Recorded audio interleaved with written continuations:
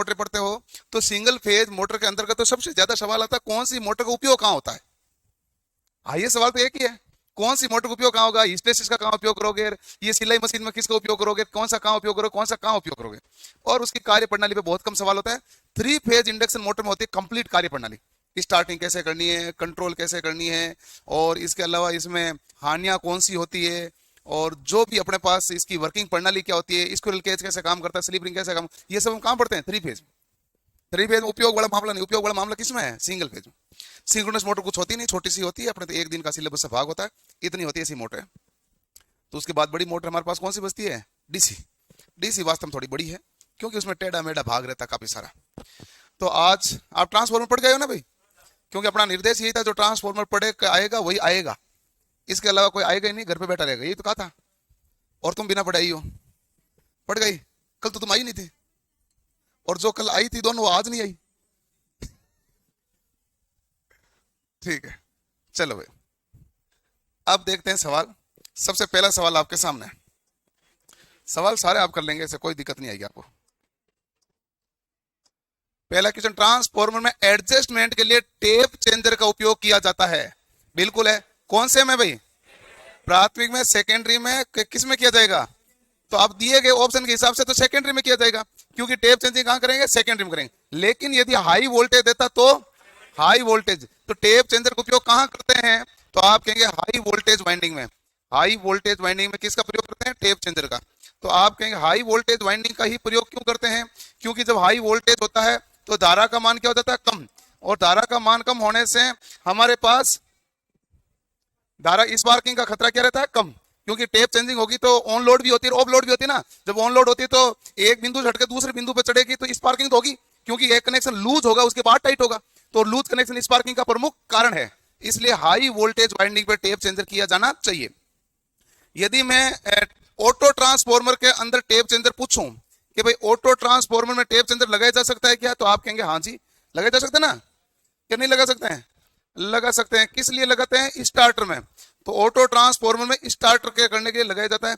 कितने कितने परसेंट पर टेपिंग होती है, 50, 60 एंड 80, इतने प्रतिशत पर क्या की जाती है, टेपिंग। किसमें, ऑटो ट्रांसफॉर्मर, किसके रूप में, स्टार्टर के रूप में। और बाकी हमारे पास डिस्ट्रीब्यूशन हो, चाहे पावर ट्रांसफॉर्मर हो, सेकेंडरी वोल्टेज में करना, हाई वोल्टेज में करना चाहिए। हाई वोल्टेज ऑप्शन नहीं है तो हमें कौन सा करना चाहिए, सेकेंडरी। तो हाई वोल्टेज यहाँ सेकेंडरी करना चाहिए, प्राथमिक में होता नहीं, और प्राथमिक में नहीं होता, सेकेंडरी में हमारे पास एडजस्टमेंट के लिए होता है। एडजस्टमेंट भी कौन सा करे हो, क्योंकि लंबी दूरी पर सप्लाई भेजते हो तो वोल्टेज क्या हो जाता है, डाउन हो जाता है, क्योंकि बीच में वोल्टेज ड्रॉप आ जाता है, जिसके कारण एडजस्टमेंट करना पड़ता है। दूसरा सवाल है, एक 400 हर्ट्ज ट्रांसफॉर्मर को 50 हर्ट्ज पर संचालित किया जाता है तो रेटिंग क्या होगी। अब एक ट्रांसफॉर्मर है जो 400 हर्ट्ज रेटिंग का है, लेकिन आपने सप्लाई दी 50 हर्ट्ज है, तो बताओ 50 हर्ट्ज सप्लाई देने पर क्या होगा। हाँ, क्योंकि आपने ये देखा था कि जो केवीए है वो आवर्ती के क्या होता है भाई, समानुपाती। केवी आवृत्ति के क्या था, समानुपाती। न्यूमेरिकल भी हमने इसमें पढ़ा था, केवी आवृत्ति के समानुपाती है।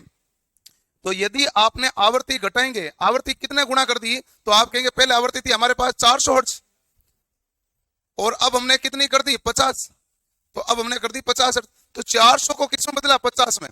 तो आपने बढ़ी कि घटी, घटी, घटी, तो कितने गुना हुई, 1/8, यानी कि आप 50/400 लिखोगे तो कितना आएगा, 1/8। तो ये हमारे पास कहेंगे 1/8 तक कम हो जाएगी, क्योंकि केवीए रेटिंग किसके समानुपाती होती है, आवर्ती के। केवीए रेटिंग किसके समानुपाती होती है, आवर्ती। ठीक है, एक हमने ये भी कहा है कि केवीए जो रेटिंग है वो एरिया के भी क्या है, समानुपाती, एरिया की समानुपाती। लेकिन फिर हमने कहा है कि एरिया आवर्ती के व्युत्क्रमानुपाती। कहेगा ये कैसे, क्योंकि उस समय हमने कहा वोल्टेज क्या रहना चाहिए, नियत, ये भी तो कंडीशन थी। अगला देखते हैं, शक्ति ट्रांसफॉर्मर के मामले में निर्धारित धारा ग्रुप में शून्य भार धारा क्या होती है, 2 से 5 होती है। लेकिन दिए गए ऑप्शन के हिसाब से क्या करोगे, 2 से 6, तो आप कहेंगे ये होती है 2% से 5% होती है। कौन सी करंट होती है, नो लोड करंट। ये हमारे पास नो लोड करंट है। नो लोड करंट के लिए कौन सी हानि ज्ञात करते हैं भाई, नो लोड करंट के लिए लो हानि ज्ञात करते हैं क्या, तो आप कहेंगे इसके लिए हम करते हैं लो हानि ज्ञात। लो हानि हमारे पास कौन सी हानि कहलाती है, स्थिर हानि, स्थिर हानि कहलाती है। और नो लोड है तो इसे निर्भार भी कहते हैं, निर्भार कहते हैं। इसका दूसरा नाम हम क्या कहते हैं, चुंबकीय हानि, चुंबकीय हानि कह दो। और इसका नाम क्या होता है, कोर हानि, और कोर से ही मन नहीं भरे तो मूल हानि, ये भी आया हुआ है, मूल हानि भी आया हुआ है। तो ये सारे नाम तो आए हुए हैं, तो वो क्या है कि नाम है, सारे चारों ओर घूम रहे हैं। तो हमारे पास कौन सी हानि ज्ञात की जाती है, लो हानि, यानी आयरन लॉस। आयरन लॉस होता है जो नियत होता है, तो बिना लोड के ज्ञात की जाती है। जब लोहा हानि ज्ञात की जाती है तो ताम्र हानि को क्या माना जाता है, नगण्य। ताम्र हानि को क्या माना जाता है, नगण्य। थोड़ा सा हल्का सा होता है लेकिन उसको नगण्य माना जाता है। तीसरा क्वेश्चन है चौथा, ट्रांसफॉर्मर लीकेज फ्लक्स है। सरण का मतलब क्या होता है, लीकेज। तो ये हमारे पास लीकेज फ्लक्स किस कारण से होता है, ये आप बताओ भाई, दिए गए ऑप्शन को ध्यान से पढ़ के, कि लीकेज फ्लक्स होता ही क्यों है। वोल्टेज के कारण होता है, नहीं होगा। लो करोड़ में उच्च पारगम्यता, यदि हमारे पास उच्च पारगम्यता है, हाई परमेबिलिटी है, तो ये तो अच्छा गुण है, ये तो अच्छा गुण है। हाई परमेबिलिटी तो होनी चाहिए, और हम चाहते हैं कि एक अच्छे ट्रांसफार्मर की परमेबिलिटी क्या होनी चाहिए, उच्च। आदर्श ट्रांसफार्मर में कितने लिखी, अनंत। परमेबिलिटी क्या होनी चाहिए, अनंत। रिलक्टेंस क्या होना चाहिए, कम। आदर्श ट्रांसफार्मर एक दक्ष युक्ति नहीं है, दक्ष युक्ति नहीं है, इसलिए लीकेज हो रहा है। या वायु अच्छी चुंबकीय विद्युत रोधी नहीं है, ये है। हमारे पास अच्छी मैग्नेटिक इंसुलेटेड नहीं है। यदि वायु अच्छी मैग्नेटिक इंसुलेटेड है, वायु कहता है कि भाई मेरे अंदर तो मैग्नेटिक गुण आने ही नहीं चाहिए, तो सारा का सारा किस में जाता है, क्रोड में। वायु मना कर देता है कि भाई अब मैं मैग्नेटिक इंसुलेटेड हूं, मैं मैग्नेटिक गुण लेता ही नहीं, तो वो सारा का सारा किस में जाता है, क्रोड में। और क्रोड में जाता तो सेकेंडरी वाइंडिंग को काटता, तो हमारे पास लीकेज क्या था, कम। वायु ने कहा आने दो, इधर भी चलने दो, बाहर भी, तो बाहर चलेगा तो वो क्या हो जाएगा, लीकेज। क्रोड में जाएगा तो वो क्या होगा, लिंकेज। मुख्य फ्लक्स क्या कहलाता है, लिंकेज। ये होता है लीकेज का मतलब लीक होना, सरण। दो ट्रांसफॉर्मर समांतर में परिचालन होते हैं, तब किसके आधार पर भार को साझा करेंगे, प्रत्यावर्ती धारा पर, प्रेरणिक प्रतिघात, प्रतिक्रिया प्रतिबाधा पर। तो आपके प्रतिक्रिया प्रतिबाधा, या मैं क्या लिख दूं भाई, एक्स बटा आर लिख दूं, या एक और नाम क्या लिखूं, परसेंटेज, प्रतिशत इंपीडेंस। क्या नाम था भाई, प्रतिशत इंपीडेंस। क्या समान होना आवश्यक नहीं है, केवीए रेटिंग, केवीए रेटिंग समान होना आवश्यक है। अब एक सवाल बने ट्रिकी कोई घुमा के, यदि हम समांतर क्रम प्रचालन तो करते हैं, तो क्या हम श्रेणी क्रम प्रचालन भी कर सकते हैं।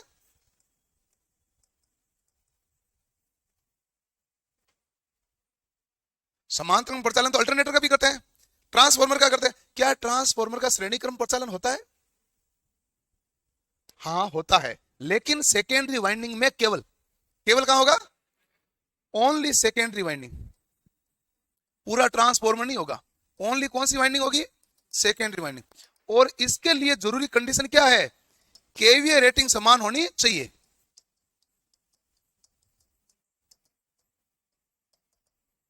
केवीए रेटिंग समान होनी चाहिए, ये इसके लिए जरूरी कंडीशन में आता है। जबकि समांतर क्रम प्रचालन में केवीए रेटिंग समान होना आवश्यक है, नहीं है। केवीए रेटिंग समान होना आवश्यक नहीं है, आवश्यक नहीं है। श्रेणी क्रम प्रचालन में केवीए रेटिंग समान होना चाहिए, और श्रेणी क्रम प्रचालन एक ही लाइन ध्यान रखना है, केवल सेकेंडरी वाइंडिंग होती है, प्राथमिक वाइंडिंग को श्रेणी क्रम में नहीं जोड़ सकते। केवल किसको जोड़ोगे, सेकेंडरी वाइंडिंग को। और उसमें भी केवीए रेटिंग क्या होनी चाहिए, बराबर, वोल्टेज बराबर होना चाहिए। हाँ, इसको जोड़ते समय ऐसे जोड़ना है, ध्यान से, उल्टा कनेक्शन नहीं जोड़ना है। यदि सही कनेक्शन जोड़ोगे तो वोल्टेज जुड़ेगा, और उल्टा जोड़ दिया और वोल्टेज एक समान, क्या हो गया, जीरो।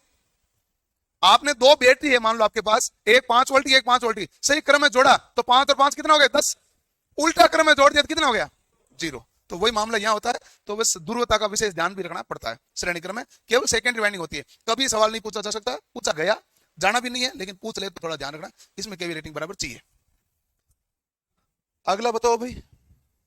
अब यह सवाल क्या है, आप में से कईयों को याद है कि भाई इसमें 75% होता है, 75 डिग्री होता है, लेकिन मैं आपसे पूछता हूं 75 डिग्री क्यों होता है। तो आप देखो, सबसे पहले आपने बनाया था जो वेक्टर वाला डायग्राम, आपने कहा था सर फ्लक्स है इधर, ठीक है। इधर यदि हमारे पास फ्लक्स है तो हमारे पास जो सप्लाई यानी अप्लाई क्या गया, वोल्टेज क्या होगा भाई, 90 डिग्री लीड करेगा, क्योंकि इंडक्टर का गुण है, ये क्या करेगा, 90 डिग्री लीड करेगा, ठीक है। फ्लक्स इधर है तो मैग्नेटाइजिंग करंट भी क्या होगी, इधर होगी। ये करंट कौन सी कहलाएगी, मैग्नेटाइजिंग करंट, ठीक है। फिर इसमें ईएमएफ इंड्यूस हुआ था, वो फ्लक्स से E1 क्या हुआ था, ये फ्लक्स से 90 डिग्री ले, और सप्लाई वोल्टेज से देखा जाए तो कितना डिग्री था भाई, 180 डिग्री का अंतर था नहीं था। तो सप्लाई वोल्टेज से कितना डिग्री हमारे पास पीछे था, 180 डिग्री। सॉरी, सप्लाई वोल्टेज और इंड्यूस ईएमएफ में कितना डिग्री फेज अंतर है, 180। जो E1 उत्पन्न हुआ था उसी दिशा में हमारे पास कौन सा उत्पन्न होगा, E2। और E2 और V2 दोनों के बीच यदि फेज अंतर पूछेगा क्या बताओगे, 0 डिग्री, क्योंकि दोनों क्या है, सेम। E1 और V1 के बीच कितना डिग्री, 180। E2 और V2 के बीच 0 डिग्री।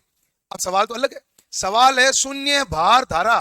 तो आप कहेंगे भाई शून्य भार धारा भी तो कुछ धारा है, कितना परसेंट है, 2 से 5% है। और जब आप 2 से 5% के बारे में धारा प्रदान करते हैं तो धारा का मान बढ़ेगा, और ये धारा हमारे पास क्या आएगी, यहां आएगी। ये हमारे पास करंट क्या कहलाएगा, आई नोट। आई नोट करंट कौन सा हो गया, नो लोड करंट। अब पूछा है कि नो लोड करंट में हमारे पास शून्य भार धारा ले जाती है तो वोल्टेज के बीच और इनके बीच कितने डिग्री का अंतर बनता है। ये अंतर बनता कोई फिक्स आंकड़ा नहीं होता है, 70 डिग्री से 80 डिग्री। लेकिन जब भी सवाल आया ऑप्शन हमें से क्या मिला, हमें 75। 70 डिग्री से 80 डिग्री, भाई अंतर तो इसलिए बनेगा कि धारा बिल्कुल जीरो नहीं है। धारा बिल्कुल जीरो होती तो 90 डिग्री होता है। ये कब होता, जब करंट कितना परसेंट हो, 0%। लेकिन नो लोड करंट का कोई ना कोई तो मान है, और वो मान कितना है, 2% से 5%। तो जिसके कारण धारा का कुछ ना कुछ तो वेक्टर राशि बनेगी, और ये वेक्टर राशि बहुत छोटी सी होगी, जिसके कारण फेज अंतर क्या बनेगा, 70 से 80 डिग्री। एग्जैक्ट 75 डिग्री नहीं कह सकते, बट दिए गए ऑप्शन से उत्तर हमेशा आता है। क्योंकि आपको क्या पता 2% दिया, 4 दिया, 5 दिया, ये तो डिपेंड इस पर करेगा ना। ये तो डिपेंड क्या करेगा, 2% दिया, 4 दिया, 5 दिया, इस पर करेगा। और जैसे जैसे धारा का मान बढ़ोगे ये अंतर क्या होगा, घटेगा। तो पहली बात आपको पता चल गया, 90 होना नहीं, 180 होना नहीं। कंफ्यूजन तो केवल 45 के ऊपर था। 45 तब होता है जब आपको आधी धारा दी जाए। 45 कब होता है, जब आधी धारा दी जाए। वो भी मामला है नहीं, तो ऑप्शन बनेगा भी कौन सा, 75 डिग्री। और वैसे भी आप करना होता है, कई बार दिमाग खुद को ऐसे लगाना होता है। अगला सवाल, वाह। आइसोलेशन ट्रांसफॉर्मर किससे कहते हैं, इसकी कंडीशन क्या क्या होती है। आइसोलेशन वो होता है जिसमें K का मान 1 होता है। K का मान 1 होने का मतलब हो गया, K क्या होता है, N2/N1 बराबर 1 होता है। यानी N2 और N1 का मान क्या हो गया, बराबर। और N2 और N1 का मान बराबर हो गया तो V2 और V1 का भी मान क्या होगा, बराबर। और जब ये सब मान बराबर है तो रेशियो क्या हो जाएगा, 1:1। इसे कहते हैं आइसोलेशन। यानी दो ट्रांसफॉर्मर को केवल इसने क्या किया, अलग अलग किया और कुछ नहीं किया। अब जैसे मान लो स्टेप अप में पूछा जाए, इस स्टेप अप में हमारे पास K का मान क्या आएगा भाई, 1 से बड़ा। और K बराबर क्या होता है भाई, N2/N1। K क्या होता है, N2/N1। इसका मान भी क्या है, 1 से बड़ा है। तो इसका मतलब N2 तो क्या हो गया, बड़ा, और N1 क्या हो गया, छोटा। N2 बड़ा हो गया तो हमारे पास V2 का मान भी V1 से क्या हो गया, बड़ा। तो ये हमारे पास हो जाता है स्टेप अप। तो इस स्टेप अप का कार्य क्या है, वोल्टेज बढ़ेगा। और क्योंकि वोल्टेज क्या है, ज्यादा वोल्टेज बढ़ते ही धारा क्या होगी, घटेगी। क्योंकि हमारे पास शक्ति क्या रहती है, नियत। और इसी प्रकार एक स्टेप डाउन का देखो, बताओ इस स्टेप डाउन में K का मान क्या आएगा, बोलो भाई, 1 से कम आएगा। 1 से कम आएगा तो N2 का मान N1 से क्या हो जाएगा भाई, छोटा हो जाएगा। 1 से छोटा हो गया ना भाई, तो इसका मतलब N2 छोटा हो गया N1 से। N2 छोटा हो गया तो हमारे पास V2 भी छोटा हो गया। तो इसका मतलब वोल्टेज क्या हुआ, घटा। और वोल्टेज घटा तो धारा बढ़ी। ठीक है, अगला क्वेश्चन।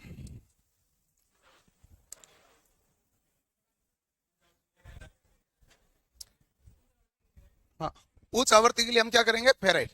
बाकी देखो कि ऐसा है, किताब में क्या क्या लिखा हुआ नाम है, नीमी में, कॉपी में नहीं, किताब में बताऊं आपको क्या क्या लिखा। उन्होंने लिखा है उच्च आवृत्ति में कास्ट आयरन या फेराइट या तांबा या नहीं, तांबा नहीं, ब्रास या वायु कोर, कोई सा भी काम में ले सकते हैं। लेकिन जब भी प्रश्न आए परीक्षा में, यदि फेराइट है तो उत्तर क्या होगा, फेराइट। फेराइट नहीं होता तो वायु कोर। दोनों ही नहीं होते तो तीसरा आप करते ब्रास, पीतल। ठीक है ना, तीसरा, ये दोनों ही नहीं होते तो, तीनों ही नहीं होते तो ये चौथा आप इसको करते फिर, कि भाई कोई ना कोई तो करेंगे। और उन्होंने 4 इनाम दिए, उसको चारों नाम दिए हुए। अति उच्च आवृत्ति में कास्ट आयरन को हटा देते हैं वो कहते हैं बाकी तीनों का अति उच्च में भी काम में ले सकते हो, लेकिन यदि फेराइट है तो क्या करोगे, फेराइट। फेराइट नहीं है तो क्या करोगे, वायु कोर। और वायु कोर नहीं तो ब्रास। फेराइट में भी तांबे की मात्रा है, ब्रास में भी ये मामला। ठीक है, ओके। तो उच्च आवृत्ति ट्रांसफार्मर का आमतौर पर प्रयोग कहां करते हो भाई, उच्च आवृत्ति ट्रांसफार्मर का प्रयोग करते हैं रेडियो रिसीवर में। कहां करते हैं, रेडियो रिसीवर में। और ये मैक्सिमम फ्रीक्वेंसी कितनी दे सकता है, ना मैक्सिमम फ्रीक्वेंसी 30 किलो मेगाहर्ट्ज है। मैक्सिमम अपर लेवल फ्रीक्वेंसी कितना मेगाहर्ट्ज देती है? 30 मेगाहर्ट्ज। कौन सा कहां पर? रेडियो रिसीवर में काम में ले सकते हैं, ठीक है। तो रेडियो रिसीवर में 30 मेगाहर्ट्ज अपर है, और इससे ऊपर जो फ्रीक्वेंसी होती है वो हमारे पास अति उच्च आवृत्ति कहलाती है, एक्स्ट्रा हाई फ्रीक्वेंसी। वैसे किताब में तो लिखते हैं कि वो टीवी रिसीवर में काम लेते हैं एक्स्ट्रा हाई फ्रीक्वेंसी, लेकिन रेडियो रिसीवर में भी काम लेते हैं। आपके पास मोबाइल है, रेडियो रिसीवर है, आप सुनते हो ना 92.7 मेगाहर्ट्ज, तो 30 से ज्यादा है कि कम है? ज्यादा है। ज्यादा तो रेडियो रिसीवर ही हुआ। एफएम है, एफएम भी तो रेडियो रिसीवर है, और आप एफएम कितना पर सुनते हो? 92.7, 94.3, 94.1, 102, 88 से लेके 108 के बीच रेडियो चलता है एफएम, और एएम है जो किलोहर्ट्ज तक चलता है। ये मामला है। तो आंसर क्या हो गया हमारे पास? फेराइट। अगला है शक्ति ट्रांसफॉर्मर में सामान्य तौर पर किस प्रकार का शीतलन काम में लिया जाता है? देखो, प्राकृतिक शीतलन तो लेते नहीं है। प्राकृतिक शीतलन का मतलब तो वायु के द्वारा, ये तो डक्ट विधि है, और ये तो कम क्षमता के होते हैं डक्ट विधि, और डक्ट विधि का मतलब हो गया निम्न मान के या निम्न क्षमता के, तो ये तो मत ही लो काम है। और जो प्राकृतिक शीतलन है, और वही हमारे पास क्या होता है कि वायु को थोड़ा सा कूलिंग के द्वारा वायु ज्यादा तेज गति से प्रवाहित है, उसे हम क्या कहेंगे? वायु शीतलन, ठीक है। तीसरा, वायु ब्रेक एक प्राकृतिक तेल है, तो शक्ति ट्रांसफॉर्मर में हमेशा क्या डालना चाहिए? तेल। कौन सा होगा भाई? प्राकृतिक तेल। हाँ भाई, इसमें भी ज्यादा क्षमता का चाहिए, तो आप ये कर सकते हैं ऑयल फोर्स, एयर फोर्स, ये कर सकते हैं, लेकिन ये नहीं है कि आप बिना तेल के कर सकते हैं। तेल तो आपको डालना ही पड़ेगा। तो किसका प्रयोग करेंगे? प्राकृतिक तेल। तेल हमारे पास कौन सा सामान्यतः काम लेते हैं? खनिज तेल। खनिज तेल काम लेते हैं। खनिज तेल होता है, इसका फ्लैश पॉइंट कितना होता है? बोलो। 140 डिग्री सेल्सियस होता है, और इसका पीपीएम मान कितना होता है? 50 पावर पॉइंट पर मिलियन होता है नमी के लिए। ये हम किसके लिए करते हैं भाई? नमी के लिए। नमी, इससे ज्यादा नमी नहीं होनी चाहिए। इसके अलावा इसका रंग कैसा होता है? हल्का पीला रंग होता है, हल्का पीला रंग होता है। और ये सयांता क्या होती है? कम। विस्कोसिटी यानी सयांता क्या होनी चाहिए? कम होनी चाहिए। यानी इस प्रकार के इसके कुछ गुण होते हैं। साथ में एक होते हैं डाइलेक्ट्रिक स्ट्रेंथ अच्छी होनी चाहिए। 30 kV पर mm से लिखा हुआ तो 40 होता, मैंने 50 तक लिखा था ना भाई, मैंने 50 तक लिखा था। ये होता अनफिल्टर, ये अनफिल्टर है, और ये किसके लिए है? फिल्टर। यानी कि ये इंसुलेटेड काम करती है। खनिज तेल शीतलन एवं विद्युत रोधन का कार्य करता है। जब हमें सुरंग के लिए अस्पतालों में या कहीं और जगह पर जो तेल चाहिए, तो कौन सा तेल काम लेते हैं? सिंथेटिक। सिंथेटिक तेल किसका मिश्रण होता है? हाइड्रोकार्बन प्लस सिलिकॉन का मिश्रण होता है, वहां काम लिए उसको लिया जाता काम में। अगला बताओ भाई आप।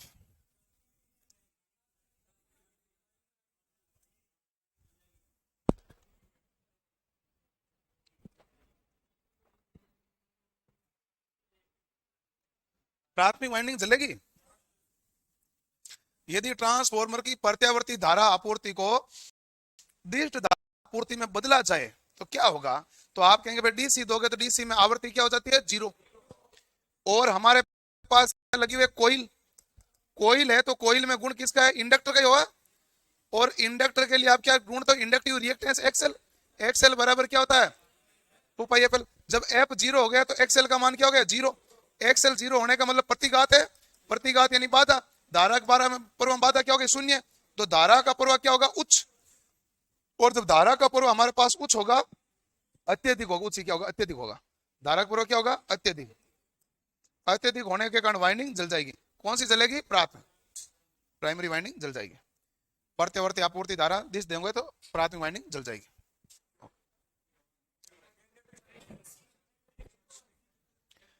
ट्रांसफॉर्मर में गूंजन की आवाज के कारण क्या होता है भाई? लोड बदलता है। ट्रांसफॉर्मर में आयरन हानि के कारण या आयरन के कारण मैग्नेट रिस्ट्रिक्शन या यांत्रिक कंपन। देखो आंसर तो मैग्नेट रिस्ट्रिक्शन करते हैं, मैग्नेट रिस्ट्रिक्शन नहीं होता मैं यांत्रिक कंपन भी कर देता। ये ऑप्शन नहीं होता मैं करता, क्योंकि मैग्नेट रिस्ट्रिक्शन हुआ क्यों है? आप कहेंगे पटलन में संकुचन। आपने लिखा ना भाई, क्या लिखा था? पटलन में संकुचन, यानी कि क्रिया करने पर यह संकुचित होंगे।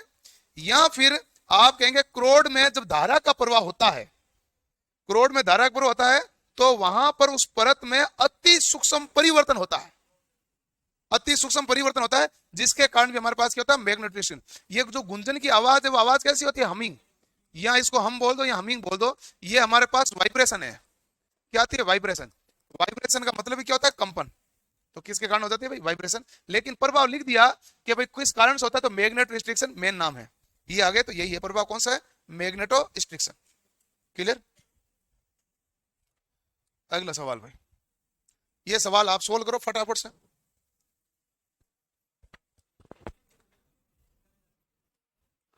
आप जब मैं सवाल करा रहा हूं मोबाइल में आप क्या देख रहे हो,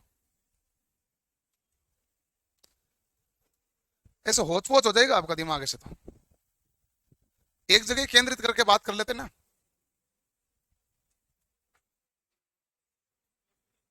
आपकी वजह से बीएसपीएसएल में 66 नंबर है, चांसेस है भाई 66 नंबर वालों का, पूरा का पूरा। कितना आया, 120 आया। ट्रांसफॉर्मेशन रेशियो का सूत्र क्या होता है ये बताइए। तो आप कहेंगे के बराबर क्या होता है, N2 बटा N1, ठीक है, बराबर V2 बटा V1, बराबर I1 बटा I2, बराबर रूट Z2 बटा Z1। अब यहां पर आप इसको देखेंगे तो आपको तो वोल्टेज से लेना देना है क्या, टर्न और धारा से, टर्न और धारा से भाई, यही मामला ना। और द्वितीय कुंडली में घुमाव कितने हैं, तो आप कहेंगे 200। ये 200 पहले किसके लिखे हैं, द्वितीय के लिखे हैं। प्राथमिक में कितने लिखे हैं, 500, ठीक है। और प्राथमिक में धारा कितनी थी, 48। द्वितीय में धारा पूछी है, ये लिखा हुआ है कि नहीं भाई, बस हो गए सोल्व। 2 0 से 2 0 कैंसिल, और I2 इधर गया, I2 इधर गया तो 48 वही है, 2 चला गया नीचे और 5 चला गया ऊपर, बराबर 120 हो गया, 120 एम्पियर। 24 पंचा 120,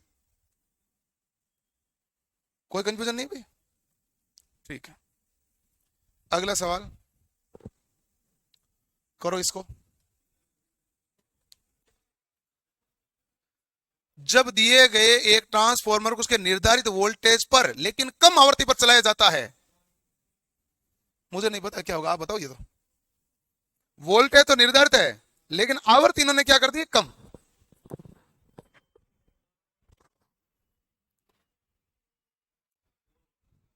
option A B C D, सी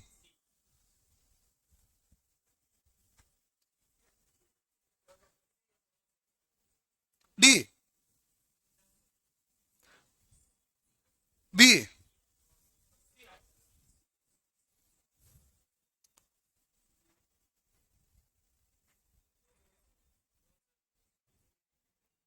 है तो फ्लक्स घनत्व है, या तो घटेगा या बढ़ेगा या प्रभावित रहेगा, 3 ऑप्शन दे ये दिए, तो ये फ्लक्स पर ही मामला चल रहा है, और फ्लक्स से ही तो लो हानि आएगी। यदि मान लो फ्लक्स घनत्व कम होता है तो लो हानि भी तो कम ही होगी, तो बी और सी तो सेम ही है। लोहा हानि तो फ्लक्स घनत्व के समानुपाती है, डब्ल्यू एच बराबर बी की घात 1.6, डब्ल्यू ई बराबर बी की घात 2, समानुपाती है। ये घटेगा तो ये भी घटेगा, ये बढ़ेगा तो ये भी बढ़ेगा, बड़ा भारी मामला है। ए, यदि एक ट्रांसफॉर्मर को निर्धारित वोल्टेज पर लेकिन कम आवृत्ति पर चलाया जाता, अब ध्यान से देखना भाई, ई बराबर हमारे पास सूत्र क्या था, 4.445 FN, सही बात है। मैं ये लिख दूं ई समानुपाती फाई गुणा एफ, गलत तो नहीं लिखा, ठीक है। और मुझे पूछा क्या है, क्या फ्लक्स के बारे में पूछा है, तो मैं फ्लक्स क्या लिख दूं भाई, ई मतलब फ्लक्स समानुपाती ई बटा एफ। अब ये खुद कह रहा है ई तो हमारे पास क्या है, नियत, कह रहा कि नहीं कह रहा, तो फ्लक्स हमारे पास आवर्ती के समानुपाती है कि व्युत्क्रमानुपाती है। मैंने तो कुछ नहीं किया, ये सूत्र तो आपको आता था, आपने बहुत न्यूमेरिकल किए थे। आपको ये उत्तर गलत क्यों हुआ, क्योंकि आपको ऐसा लगा आप ज्ञाता हो गए हो, हवा में उत्तर देने लगे। एक बार सूत्र लगा के चेक कर लेते तो उत्तर गलत होता ही नहीं आपका, ये रियलिटी, आप चेक कर लेते ना तो सूत्र में कैसे गड़बड़ होता, भाई यही तो लगाते आप, ये लगाते आपने ये कहा भाई ये तो हो गया समानुपाती। अब ये खुद कह रहा है ई तो क्या है, नियत, क्या कह रहा है, निर्धारित वोल्टेज, वोल्टेज तो चेंज हो ही नहीं रहा, तो वोल्टेज हो गया नियत, तो फ्लक्स आवृत्ति के क्या है, व्युत्क्रमानुपाती। यदि कम आवृत्ति पर चलाया जाता है तो फ्लक्स का मान,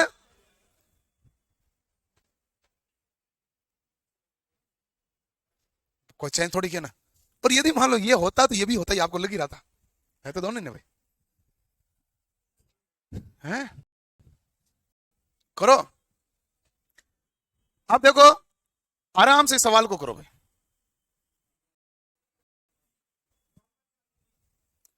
बी, ए ऑप्शन किस किस का आया, किसी का नहीं। बी ऑप्शन कुछ जनों का आया, अरे हाथ खड़ा करो तो हिम्मत से करो, नहीं करो तो करो हिम्मत। सी किसका आया, आपके। डी किसका आया, डी, डी आया 3 के। तो करेक्ट आंसर डी है, पूछा शक्ति का है, शक्ति नियत रहती है। इतनी सिंपल लाइन, लेकिन तुम बचड़ा खाओ किधर जाके देखो। अरे आपको सवाल पूछने का तरीका बदला है, उत्तर अभी भी वही है कि ट्रांसफॉर्मर में शक्ति क्या रहती है, नियत। इसके लिए कई इधर उधर हो गए, फंस जाते हैं कि भाई प्राथमिक और द्वितीय का अनुपात यह है, अगर शक्ति का पावर निवेश पी हो तो निर्गत शक्ति का अनुपात क्या होगा। भाई इनपुट पी है तो आउटपुट भी क्या आएगा, पी, क्योंकि शक्ति क्या रहती है, नियत। ये हमारे पास जो अनुपात है तो प्राथमिक और द्वितीय का टर्न का होगा, लेकिन शक्ति तो पी है ना, शक्ति में तो कोई बदलाव होगा नहीं, ये तो टर्न रेशियो का अनुपात आएगा। तो ये हमारे पास क्या होगा भाई, 1:1। करो सवाल।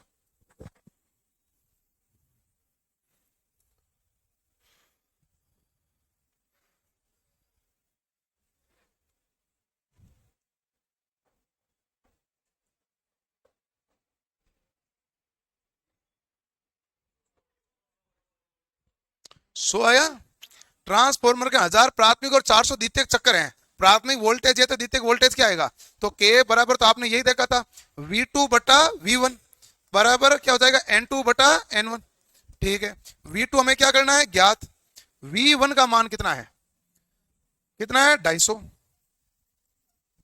N2 कितना है 400, N1 कितना है 1000।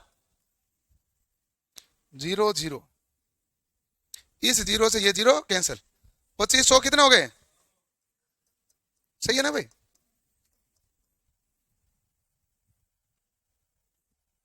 आ रहा नहीं आ रहा है, आपका आंसर आना चाहिए जिससे चीजें क्लियर हो जाए।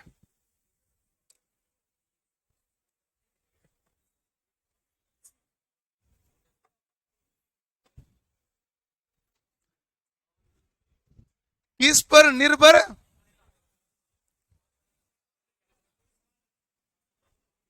तुम अभी भी नहीं समझे हो।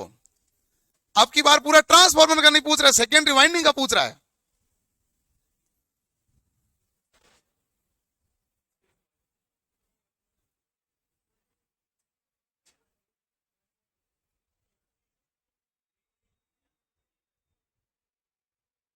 बी, डी, सी।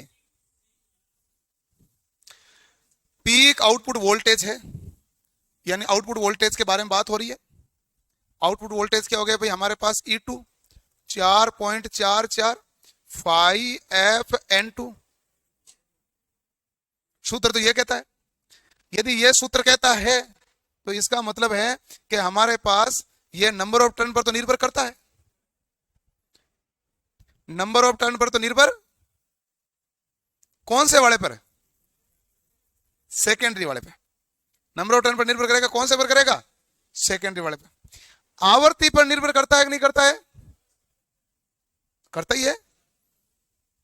आवर्ती आपने यदि सप्लाई में कम दी तो आउटपुट भी क्या आएगा, कम, और सप्लाई में ज्यादा दी तो आउटपुट भी क्या आएगा, ज्यादा। ठीक है, लेकिन आपका किसी भी हिसाब से प्राथमिक कोइल में घुमावों की संख्या पर तो निर्भर नहीं कर सकता, कैसे भी, क्योंकि कोई भी आपने ट्रांसफॉर्मर बनाया है तो घुमाव की संख्या तो आपने एक बार निर्धारित कर दी, अब ये बदले जाने वाली चीज हुई नहीं है।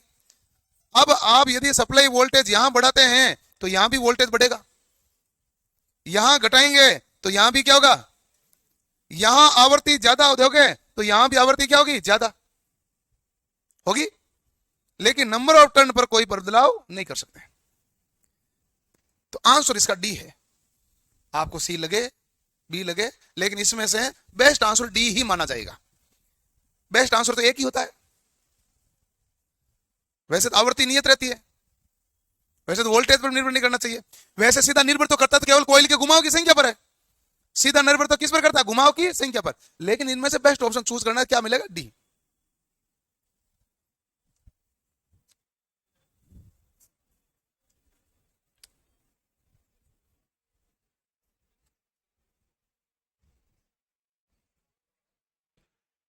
ट्रांसफॉर्मर की दक्षता पूर्ण भार पर अधिकतम होती है तब लोहा हानि 800 वाट होती है, आधे भार पर तांबे की हानि क्या होगी?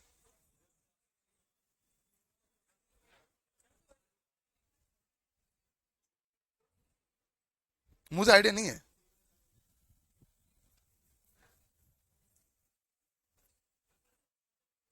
सवाल टफ नहीं, सवाल आपको उत्तर आता है, आप जबरदस्ती गोल गोल हो रहे हो। आप समझदारी ये दिखाओ, मैंने दी लोहे की है, पूछी है तांबे की। मैंने दिया लोहे का, पूछा 1600 कर दिया।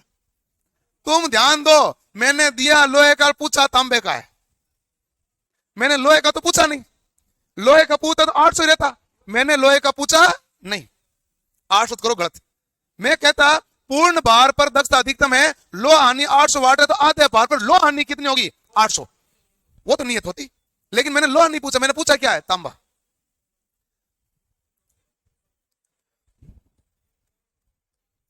अरे भाई, पूर्ण भार पर हमारे पास यही मामला कह रहा ना, दक्षता पूर्ण भार पर अधिकतम है। पूर्ण भार पर एफिशिएंसी क्या है भाई? मैक्सिमम। एफिशिएंसी मैक्सिमम का मतलब है जितनी लोहा हानि है उतनी हमारे पास कौन सी हानि होगी? ताम्र हानि। और इन्होंने कहा साहब मैं आपको लोहा हानि बता दूं कितना वाट है? 800। हम कहते भाई तूने लोहा हानि बताई, हमें पता है ताम्र हानि भी कितनी है? 800 वाट। यदि मुझे पूछता कि पूर्ण भार पर कुल हानि कितनी है तो मैं कितना कर देता? 1600। मेरे से पूछा नहीं, ठीक है। अब उसने कहा बाहर करते हैं आधा, और पूछा हानि कौन सी? ताम्र हानि। तो ताम्र हानि 800 वाट किस लोड पर है? पूर्ण लोड पर। आधे लोड पर कितनी हो जाएगी? 1/4, क्योंकि ताम्र हानि क्या होती है? लोड के वर्ग के समानुपाती। लोड के वर्ग के समानुपाती। तो बताओ भाई, लोड का वर्ग कितना होगा? 1/4 करोगे, लोड तो आधा हुआ ना, 1/4 गुणा कितना है? 800 बराबर कितना है? 200। जल्दबाजी में उत्तर मत दो, जो तुम्हें आ रहा है उसका बेड़ा गर्क करोगे भाई। आ रहा है, आ ही तो रहा है। इसमें एक भी अक्षर बता दो जो मैंने नया लिखा है, जो आपके नोट्स में नहीं लिखो, एक सिंगल अक्षर बता दो, है ही नहीं। लॉजिक आपको पता है, लेकिन आपको क्या फटाफट उत्तर देना होता है। आप सोचो, पढ़ो, गुणो, उत्तर तब दो। अपना जल्दबाजी बिल्कुल नहीं है, आंसर देने की कला विकसित करो। अब यह है अच्छा सवाल, क्या पता गलत हो जाए।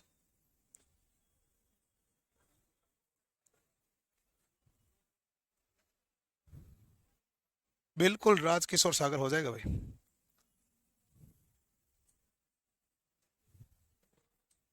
है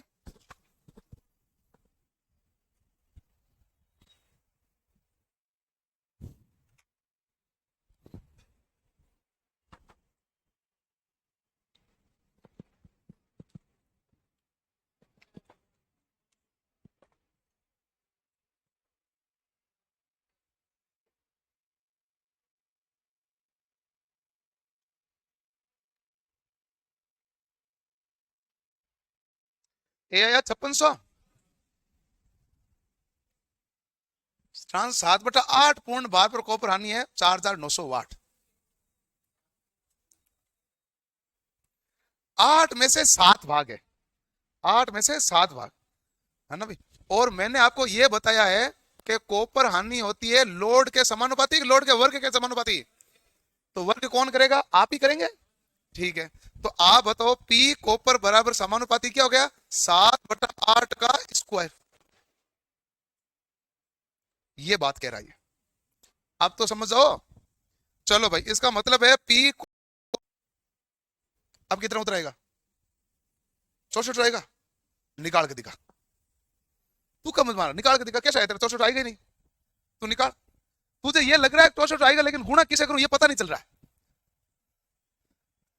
यदि आप ध्यान से देखो, यदि 49/64 लोड है, मतलब 49/64 के समानुपाती है, इसका मतलब कितना है? 4900। तो बताओ एक का मतलब क्या आएगा? 4900/49/64 बराबर क्या होगा? ये तो कटेगा तो आएगा 100, बराबर कितना होगा? 6400।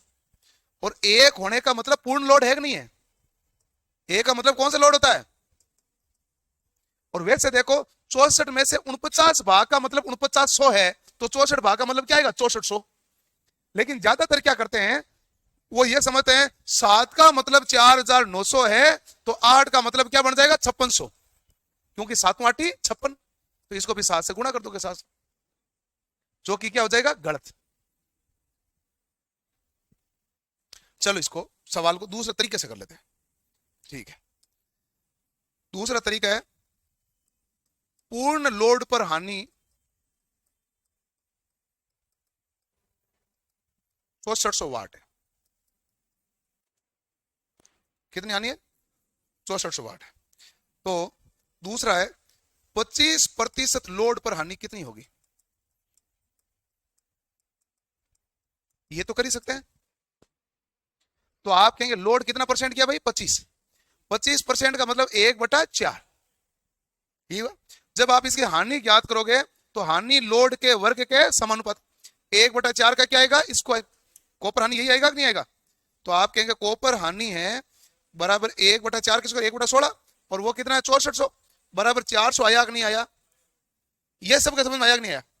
जब आपने 25% को 1/4 लिख दिया, तो अब मैं इसी सवाल में वापस कहता हूं 7/8 लोड पर हानि ज्ञात करो। तो आप क्या कहेंगे भाई पी कॉपर समानुपाती 7/8 का क्या आएगा वर्ग।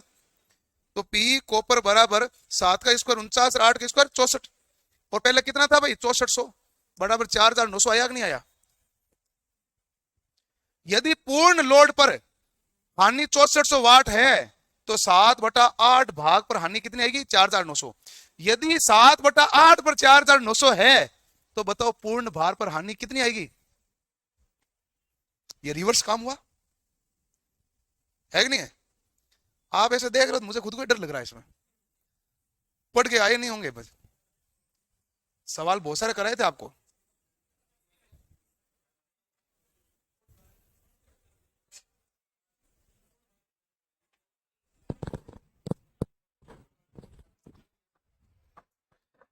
डिस्ट्रीब्यूशन ट्रांसफॉर्मर अधिकतम दक्षता लगभग किस पर रखने पर डिजाइन की जाती है, पूर्ण भार का 50%। और पावर ट्रांसफॉर्मर पूछता तो बस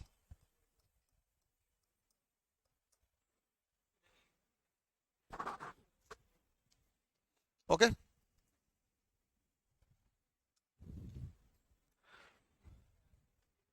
करो, बहुत बढ़िया सवाल है।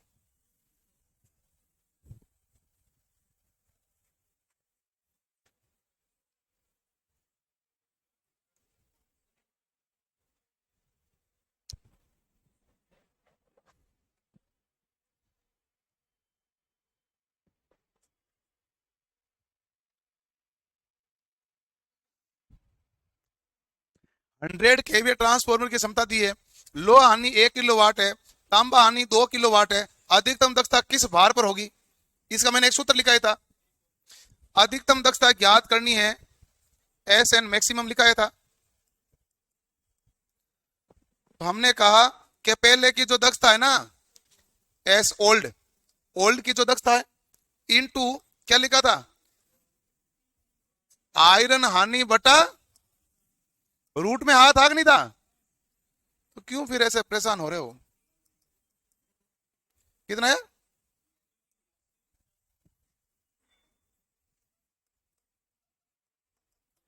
पहले कितना 100 केवीए, आयरन हानि कितनी है 1 किलोवाट,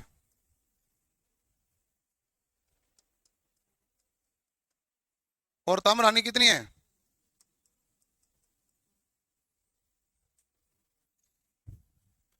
तो हमारे पास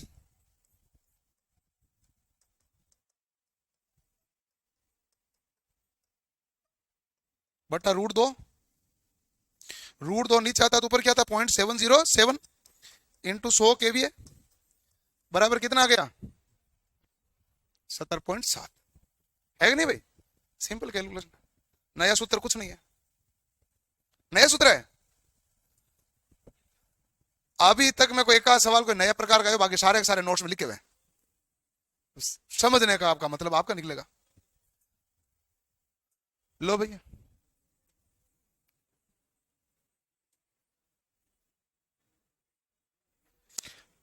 पूर्ण दिवस दक्षता वोल्टेज, धारा और शक्ति के आधार पर नहीं होती है, ऊर्जा के आधार पर होती है।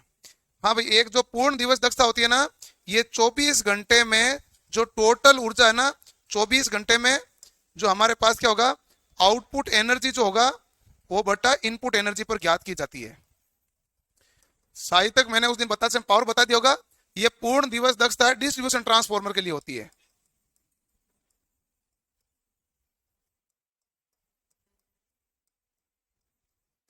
डिस्ट्रीब्यूशन के लिए करते हैं, क्योंकि पावर ट्रांसफॉर्मर ऑलवेज मैक्सिमम दक्षता पर ही चलता है। क्यों करते हैं? डिस्ट्रीब्यूशन ट्रांसफॉर्मर तो मैक्सिमम दक्षता पर चलता नहीं है। लुकी नहीं, रात में लाइटें सारी बंद पड़ी है तो लोड क्या हो गया, कम। तो उसकी दक्षता क्या होगी, पूरे दिन की दक्षता ज्ञात करेंगे, क्योंकि आपकी लाइफ साइकिल के अनुसार ही तो चलेगा वो। तो ये किसके लिए ज्ञात करना पड़ता है? डिस्ट्रीब्यूशन ट्रांसफॉर्मर के लिए। और आप ध्यान रखना, पावर ट्रांसफॉर्मर हमेशा ही क्या होता है, मैक्सिमम एफिशिएंसी पर होता है। पावर ट्रांसफॉर्मर सदैव मैक्सिमम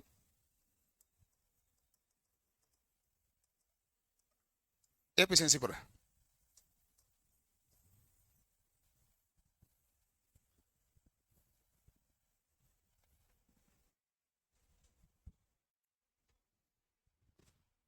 अगला, ट्रांसफॉर्मरों में सोपानित क्रोड का प्रयोग क्या कम करने के लिए? अच्छा, अब इसमें आंसर देते समय आप मत देना, रुको पहले। सोपानित क्रोड का मतलब स्टैंपिंग। अब स्टैंपिंग जो कोर काम में ली जाती है, इसके दो प्रकार से होता है। एक तो होगी पतली पट्टी, एक है आकार निर्धारण है।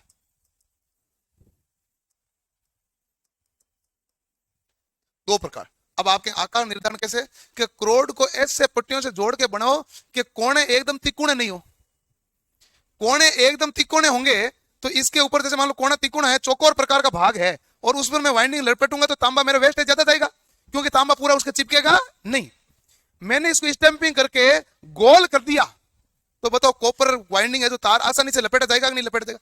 बताओ, कॉपर वाइंडिंग इसके ऊपर क्या लपेटा जाएगा? आसानी से।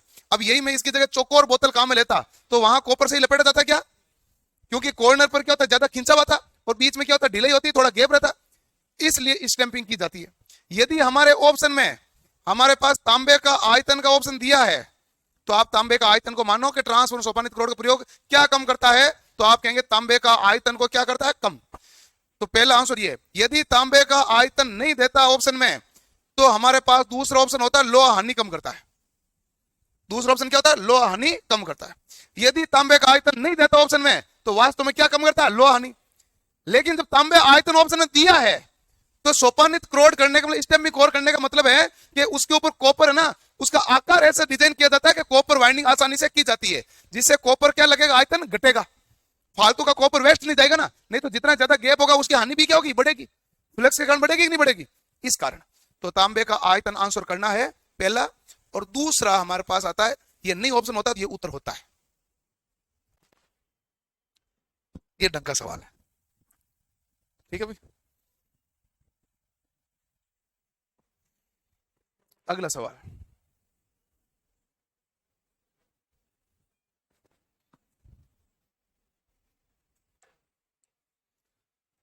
उत्तर बताओ, उत्तर कैलकुलेशन करो, उत्तर निकालो, कैसे निकालो।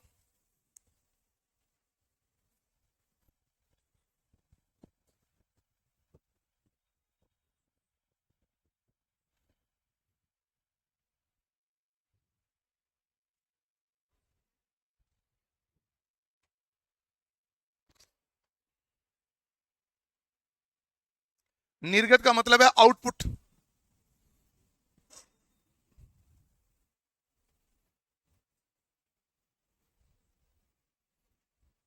और जो मैं सवाल लेके आया ना परीक्षा में, ऐसे ही सवाल आते हैं।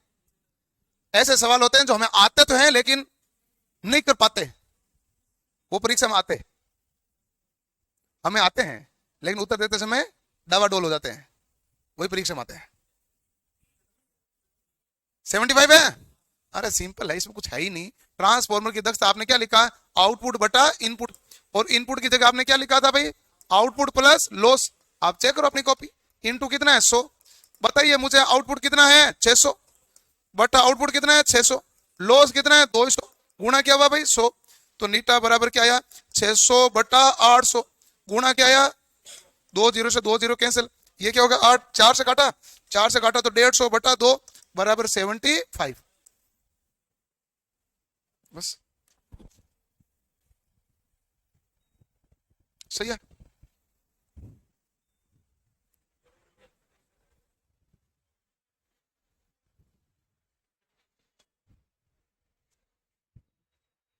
ये भाई मुझे नहीं आइडिया इसका क्या मामला है,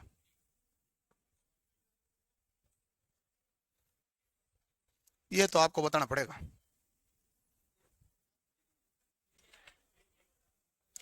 पसगामी या अग्रगामी, अग्रगामी पसगामी इकाई, अग्रगामी होता है तो लोड हमारे पास कौन सा होता है भाई, कैपेसिटिव लोड, यही पढ़ा। पसगामी होता है तो लोड कौन सा होता है, इंडक्टिव लोड। और इकाई होता है तो हमारे पास लोड कौन सा होता है, रेजिस्टिव लोड। रेजिस्टिव लोड के समय वोल्टेज रेगुलेशन का मान कितना होता है, अरे पॉजिटिव होता है कम होता है, ये लिखा है लाइन, चेक करो। इंडक्टिव होता है तो वोल्टेज रेगुलेशन कितना होता है, पॉजिटिव होता है लेकिन ज्यादा होता है। और ये लिखा तब क्या लिखा, शून्य या ऋणात्मक, शून्य या,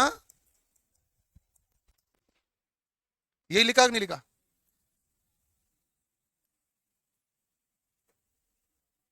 हाँ।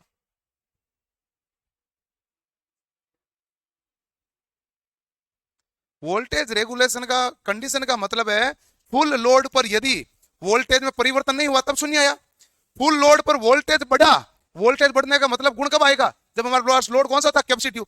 और बड़ी पारेषण लाइन होती है लंबी दूरी की, उसमें यहां से आप 11,000 वोल्टेज भेजो, आगे जाते 11,500 चला जाता है।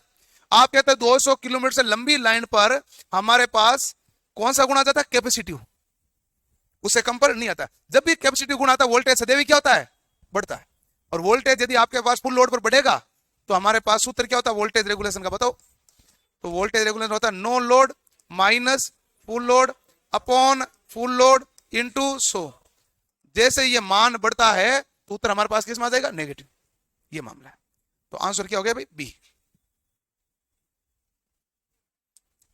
अगला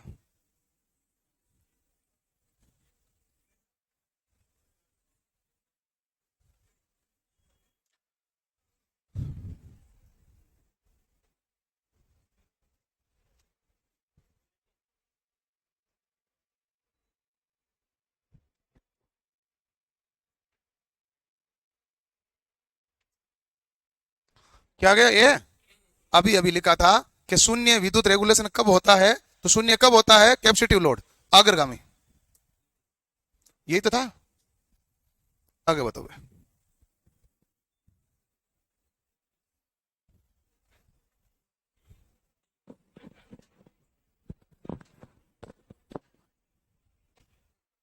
कौन है माई का लाल भाई, माई का गलत है इसमें, अब्र के कहां लगाते हैं, माई का पति लगाता है कम्यूटेटर खंडों के बीच में, वार्निश की पतली परत लगाते हैं। वार्निश की पतली परत ऑप्शन में नहीं होता तो हमारे पास आता है इम्प्रेग्नेटेड पेपर,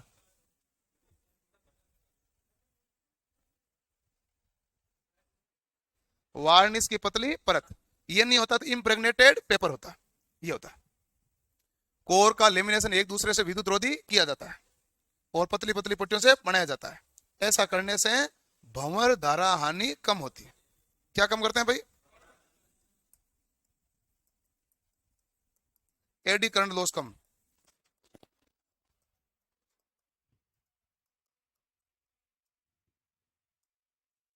अगला, ट्रांसफॉर्मर कोर क्यों परतदार होती है, इसके निर्माण को सरल बनाने, भंवर धारा हानि को कम करने, लागत कम करने, हिस्ट्रेसिस हानि को कम करने। तो आप कहेंगे ट्रांसफॉर्मर कोर परतदार इसलिए बनाई जाती है ताकि भंवर धारा हानि कम हो। हिस्ट्रेसिस हानि को कम करने के लिए क्या मिलाया जाता है, सिलिकॉन। सिलिकॉन की मात्रा होती है 3.8 से 4.6, 1 से 4% भी होती है।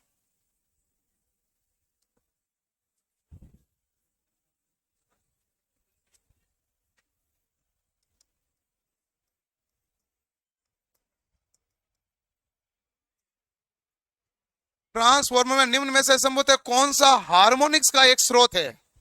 हार्मोनिक्स किस कारण से उत्पन्न होता है? जब कोर हमारे पास सेचुरेटेड हो जाती है।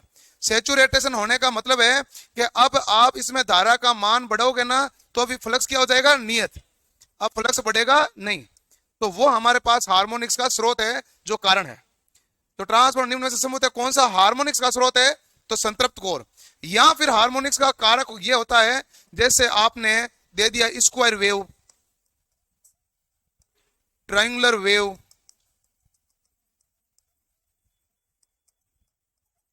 इनमें क्या होता है कि जल्दी जल्दी तरंगें परिवर्तित होती है जो हार्मोनिक्स उत्पन्न करती है। और हार्मोनिक्स उत्पन्न करने का जो एक स्रोत है वो कौन सा है? कोर क्या हो जाती है? सेचुरेटेड।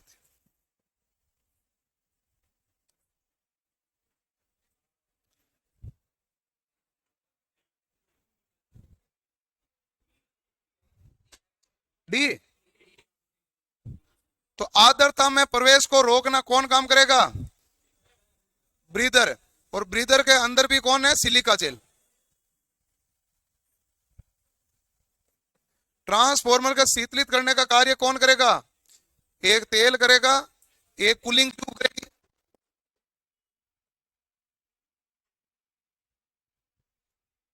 ठीक है भाई, ये करेगा। और कंजर्वेटर है जो ऊपर रखा हुआ, किस आकार का टैंक होता है? बेलनाकार। ड्रम। ड्रम आकार का होता है। किसका बना होता है? माइल्ड स्टील का। माइल्ड स्टील प्लेटेड का बना होता है। ठीक है। निम्न आवृत्तियों पर ट्रांसफॉर्मर कोर के लिए उपयोग होने वाला पदार्थ कौन सा है?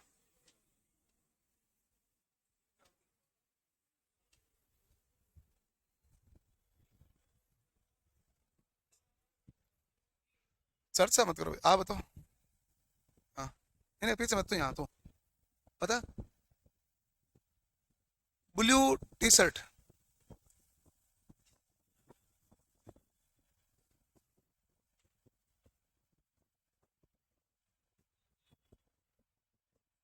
पता उधर क्या होगा? आप बताओ भाई क्या होगा? है सी है ना? आप बताओ।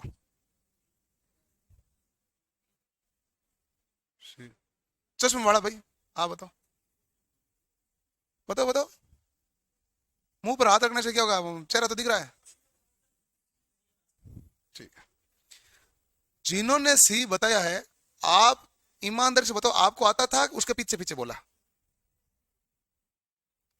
तुझे आता था कि पीछे पीछे बोला? उसके पीछे पीछे बोला। क्यों? मर्दुल तो मैंने कहीं लिखा ही नहीं, नाम ही नहीं आया, कुछ बनाया ही नहीं। तू नाम लेके कहां से आया इसको? माइल्ड स्टील का तो मैंने बनाया टैंक, करोड़ कब से बना दी मैंने? निम्न आवृत्ति पूछी क्या है? कोर। और जब कोर मैंने पढ़ाया तो मैंने एक लिखा है नाम CrGO, दूसरा लिखा है सिलिकॉन स्टील, तीसरा मैंने लिखा है फेराइट, और एक वायु कोर। मर्दुलवा लाए कहां से तुम? सी बड़ो लगा तो तुक्का इधर उधर, एक ने सी बोला बाकी सी। हमारे पास आंसर सीधा सीधा है निम्न आवृत्ति। उच्च आवृत्ति होता तो क्या करता? मैं फेराइट और वायु कोर। तो निम्न आवृत्ति पर मैं कौन सा काम लेता हूं? सिलिकॉन लोहा। सिलिकॉन लोहा से हमारे पास कौन सी हानि कम होती है? हिस्टेरेसिस। पत्तियों से जोड़कर बनाए हुए भंवर हानि कम होगी। सिलिकॉन की मात्रा मिला ही इसलिए। चौका है भाई मर्दुल लोहा। सिलिकॉन। हाँ। निम्न आवृत्ति है 50 हर्ट्ज। हर्ट्ज में आवृत्ति निम्न होती है। 400 हर्ट्ज भी निम्न है, वो भी उच्च नहीं है। उच्च का मतलब होता है किलो और मेगा, और गीगा होती है अति उच्च। अपने मोबाइल है 900 मेगाहर्ट्ज पर काम कर रहा है।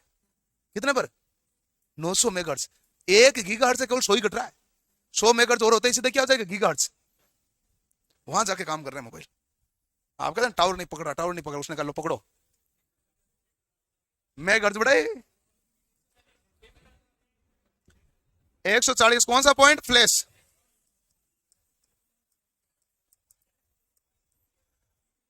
अच्छा, आप खड़े हो, आप ट्रांसफॉर्मर तेल के कोई 3 गुण बता दो। शीतलन का काम होता है, उसमें कम करता है तो वही शीतलन हुआ। दूसरा बताओ। है कुछ अलग है? वैसे मैंने दोनों एक में लिखा था, शीतलन या विद्युत रोधन। तू दो मान रहा है इसको। तीसरा बता दे तो। तीसरा क्या लिखा हुआ है? तीसरा बता।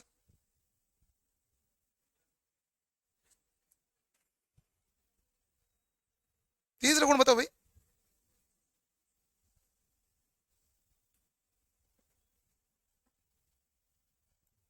बैठो, आप बताओ भाई 3 पॉइंट जो इन्होंने नहीं बताए वो आने चाहिए।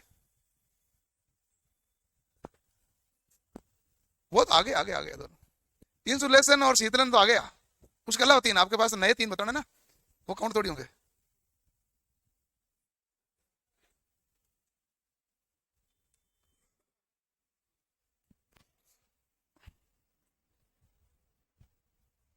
टोपी वाले भाई बता, बैठ जा, याद करते नहीं हो। वो तो हो गया। हाँ, फायर पॉइंट होता है, फ्लैश पॉइंट से अधिक होता है, 160 के लगभग होता है, लेकिन अधिक होता है ये मान लेते हैं, ठीक है, सही है। सयांता कम होती है, सयांता कम होती है ना। हल्का पीला रंग होता है, पीपीएम 50 होता है। खनिज तेल काम में लेते हैं सामान्यतः, सुरंग वाले में सिंथेटिक तेल काम में लेते हैं। सिंथेटिक तेल की देखभाल कम करनी पड़ती है, इस तेल की देखभाल थोड़ी क्या करनी पड़ती है, ज्यादा। इसलिए हम बाहर वाले ट्रांसफॉर्मर में कौन सा काम लेते हैं, खनिज तेल। और सुरंग में या कोई रिफाइनरी जगह पर ऐसे बाकी जहां भी है वहां कौन सा काम लेंगे, सिंथेटिक तेल। एक बार तेल डाल दिया बाद में खतरा नहीं है, वो बड़ा मामला है। बैठो। क्या है कि तुम सभी वेट कर रहे हो फॉर्म भरवाने के, हरियाणा वाले भी वेट कर रहे हैं फॉर्म कब आएगा, राजस्थान वाले भी कर रहे हैं फॉर्म कब आएगा, एमपी वाले कर रहे हैं फॉर्म कब आएगा, यूपी की और भर्ती आने वाली है। इलेक्ट्रीशियन वालों का अभी क्या है कि जमाना आएगा, जमाना ही चल रहा है वैसे। मैं रियल बताऊं, मैं पढ़ा तो इतने टाइम से, इतना तो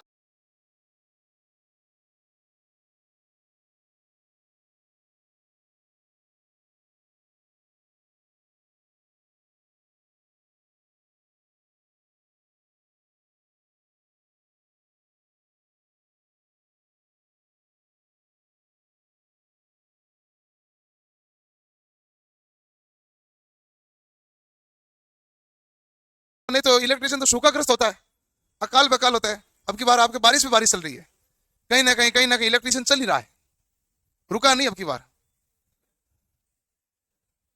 अब आपको समझ नहीं आ रहा होगा, मेरा काम है इसको इंग्लिश बताने का। मैं समझ गया भाई। इसका चालन का मतलब होता है कंडक्टिविटी, कंडक्टिवली। और इसका मतलब है इंडक्टिवली यानी इंडक्टिविटी। इसका मतलब है कि बिल्कुल सह लगन नहीं है, यानी ये साथ में जुड़ा हुआ ही नहीं है। तीसरा विद्युत इलेक्ट्रिकली। अब ये कह रहा है कि कैसे जुड़ा हुआ है, ट्रांसफॉर्मर की 2 कोयलें आपस में कैसे जुड़ी हुई है। ये कह रहा है चालक से जुड़ी हुई है क्या, नहीं। विद्युत जुड़ी हुई है, नहीं। तो ये जुड़ी हुई नहीं है कि चुंबकीय रूप से जुड़ी हुई है, तो इंडक्टिवली का मतलब तो यही हुआ ना।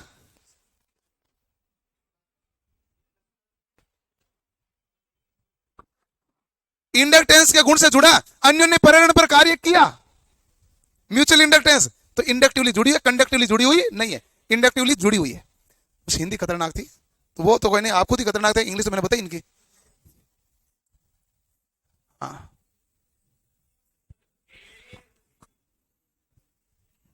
सही है।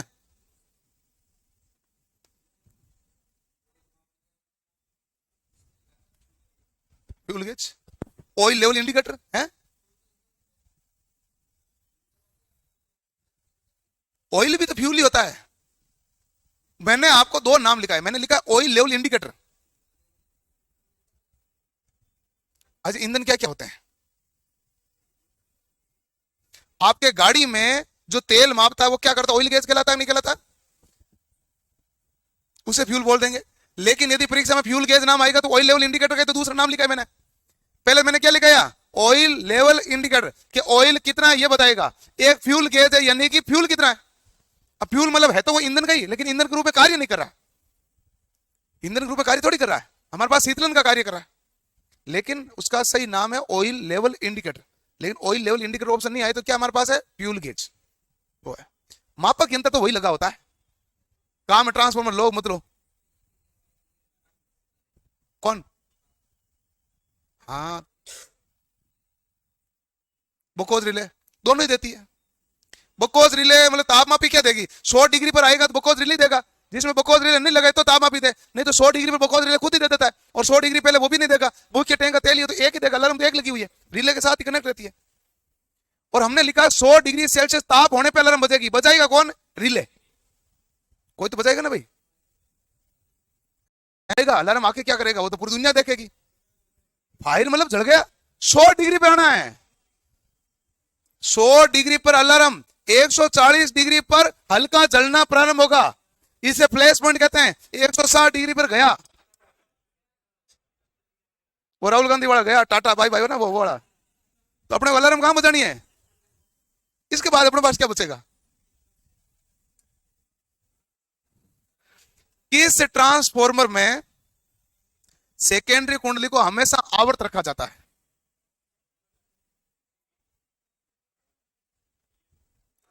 आवर्त का मतलब होता है खुला के बंद। भाई ये तो चेक करना पड़ेगा, मुझे नहीं पता, मुझे खुद को इंग्लिश में बिना दिक्कत आएगी, चेक करना भाई। विवर्त का मतलब खुला होता है, ये कंफर्म है। क्या पता विवर्त का पर्यायवाची आवर्त हो। ये परीक्षा में आपका लिखा हुआ है, सवाल आया था विवर्त परिपथ में धारा क्या होगी, 0। अब एक तो विवर्त तो पता नहीं चलता है क्या, तो विवर्त का मतलब तो खुला था। विवर्त का अपोजिट है विलोम शब्द है पर्यायवाची आवर्त, मुझे क्या बता बताओ, होगा नहीं, चेक करो भाई, कंफर्म करो।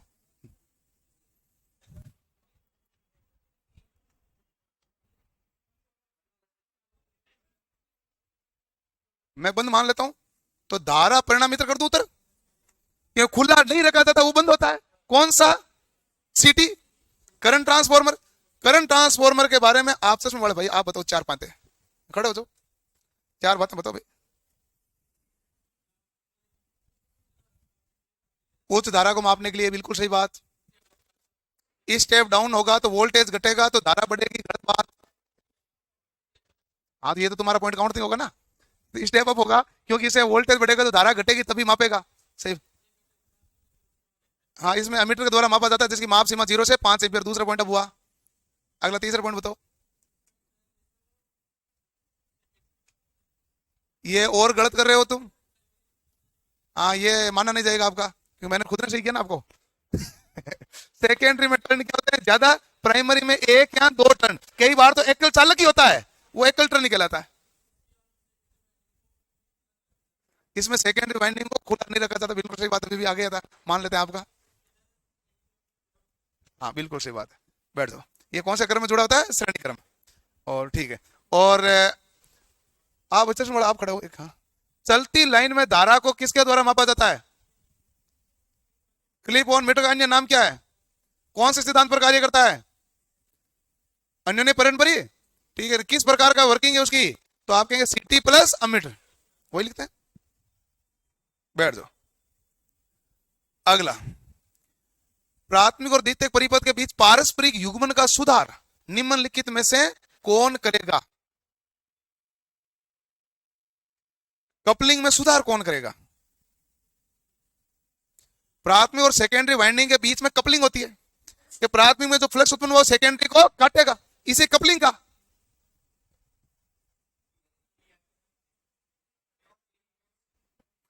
निम्न प्रतिष्ठम, प्रतिष्ठम क्या होता है, चुंबकीय फ्लक्स के प्रभाव में बाधा, बाधा कम होगी तो फ्लक्स क्या काटेगा ज्यादा, कपलिंग क्या होगी अच्छी, यही मामला, ठीक है।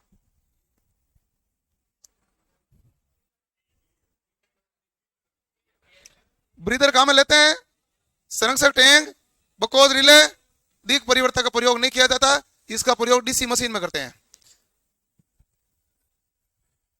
एसी को डीसी में बदलना, पुराने बच्चे बताओ इसको क्या कहते हैं, यांत्रिक रेक्टिफायर, यांत्रिक रेक्टिफायर तो कहते हैं, इसका नाम है भाई, यांत्रिक रेक्टिफायर का नाम है। रेक्टिफायर क्या करता है, एसी को डीसी में बदलता है, लेकिन ये मैकेनिकली है तो मैकेनिकल रेक्टिफायर कह दो इसको, ये वो इलेक्ट्रॉनिक वाला होता है।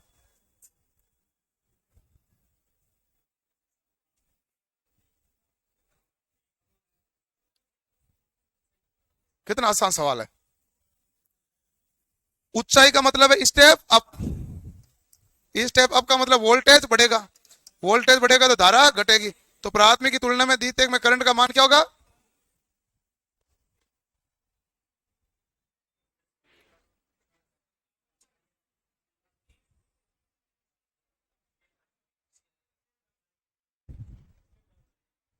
वेल्डिंग में हमारे पास जैसे वेल्डिंग स्टार्ट होती है अचानक से वोल्टेज क्या होना चाहिए, घटना चाहिए ताकि धारा का मान बढ़े, तो कौन सा आएगा, स्टेप डाउन।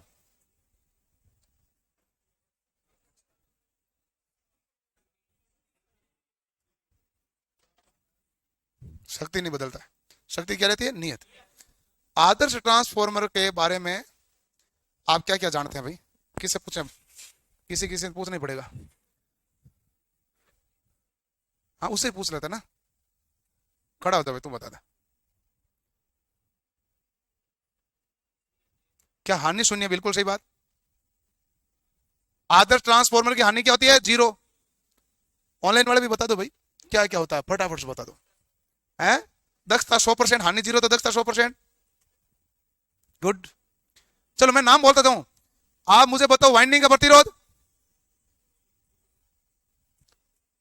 मैं देख तुम्हें गोली मारूंगा ऐसे। अब ऐसे देख क्यों रहा है? इसको डिप्रेशन में डाल रहा तू, टेंशन में आ रहा है बच्चा। बताओ बताओ भाई। भाई देख, हानि जीरो, दक्षता अधिकतम। अब मेरा सवाल, अब मेरा याद है वो छोड़ो, मैं नाम बोलता हूं, तू बता दे कम ज्यादा क्या है। वाइंडिंग प्रतिरोध जीरो, ठीक है ना। और प्रतिष्ठम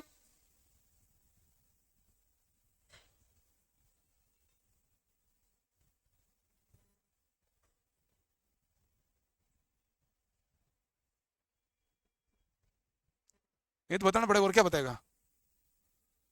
चल मैं बताता हूं, प्रतिष्ठम होता है जीरो। अब बता परमिएबिलिटी, पारगम्यता है,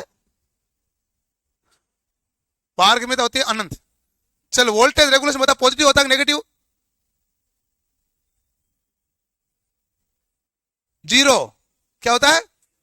बैठो, पढ़ के आया नहीं है।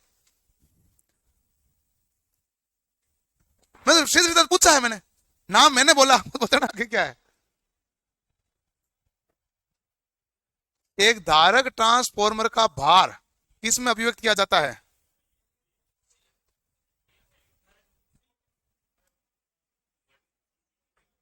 वोल्ट एम्पियर में। ट्रांसफॉर्मर रेटिंग किस में होती है? केवीए में। अच्छा एक बात बताओ, जनरेटर की रेटिंग किस में होगी? जनरेटर केडब्ल्यू में। मोटर की किलोवाट या एचपी, वाट के दो या एचपी, दोनों में होता है, ठीक है ना। एचपी को मोटर में करते हैं। अल्टरनेटिव रेटिंग किस में होती है? केवीए। जो ट्रांसफॉर्मर की होती है वही अल्टरनेटिव की होती है।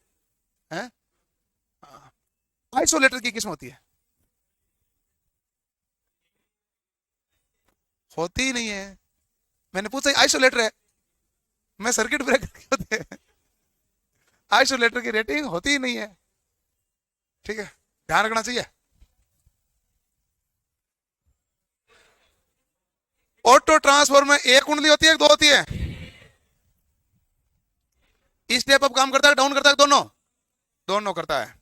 तो बताओ इसमें ये कौन से सिद्धांत पर कार्य करता है? स्वयं प्रेरण। तो इसमें चालन और प्रेरण दोनों के कारण समता ट्रांसफर होती है, ठीक है।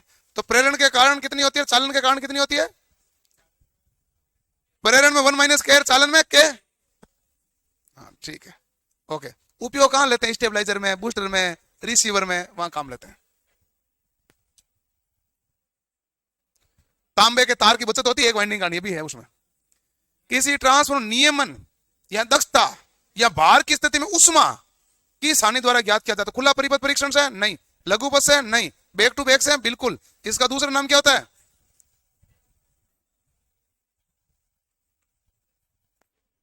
संपनर परीक्षण। आपका पड़ोसी खड़ा हो, खड़ा था, तू बता संपनर परीक्षण के बारे में दो तीन बात बता दे जो जानता है। देख एक मैं बता दूं, ताप वर्दी व दक्षता ज्ञात करता है, ये प्रसंग अनुसार हो गया। कौन करता है? संपनर। उसका अन्य नाम होता है बैक टू बैक परीक्षण, ये भी प्रसंग में सब कुछ इधर लिखा हुआ है। इसके आगे बोल। चल एक हिंट देता हूं मैं आपको, एक हिंट क्या उत्तर देता हूं। दो समान प्रकार के ट्रांसफॉर्मर चाहिए, आइडेंटिकल ट्रांसफॉर्मर की आवश्यकता होती है, समान प्रकार के, ठीक बात है। तू केवल मुझे बता दे कनेक्शन कैसे करना है। समांतर क्रम है, श्रेणी क्रम में कर दूं तो? तू क्या मार रहा, तू ऐसे तो पकड़ा जाता आदमी। प्राथमिक वाइंडिंग को समांतर क्रम में, सेकेंडरी वाइंडिंग को सेकेंडरी क्रम मतलब श्रेणी क्रम में विपरीत ध्रुवता के साथ संयोजित करना चाहिए। बैठो, पढ़ाई कर अपने पड़ोसी को भी, ये भी तेरे उम्मीद से रखा हुआ है तेरे रूममेट में। इसने भी सोचा है किसी होशियार को रूममेट बनूंगा तो मेरा भी बेड़ा पार हो जाएगा। पढ़ता है तेरे से, तू कम पढ़ता है? रात को तू कितने बजे सोता है? ये कितने बजे सोता है? सवाल को उत्तर बता ना। ये कितने बजे सोता है?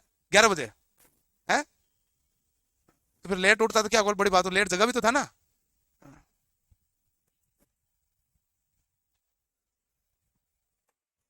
पहली बार ही पढ़ रहा भाई इलेक्ट्रीशियन तो जीवन में।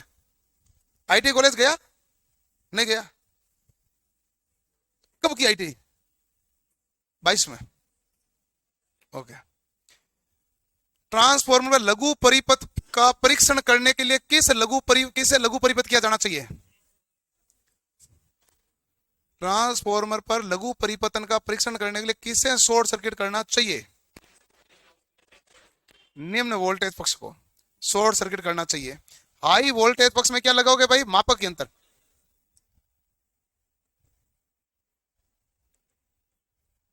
और उच्च वोल्टेज के पक्ष में जो वाट मीटर लगाओगे वो निम्न शक्ति गुणा का उच्च शक्ति गुणा का?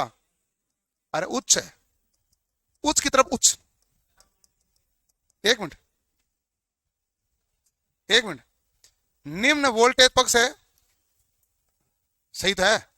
लघु परिपथ परीक्षण शॉर्ट सर्किट परीक्षण होता है जो ताम्र हानि ज्ञात करने के लिए लिया जाता है। क्या ज्ञात करते हैं? और ताम्र हानि ज्ञात करते हैं तो उच्च शक्ति गुणांक होना चाहिए। ये मैंने लिखा है आपको, देखो।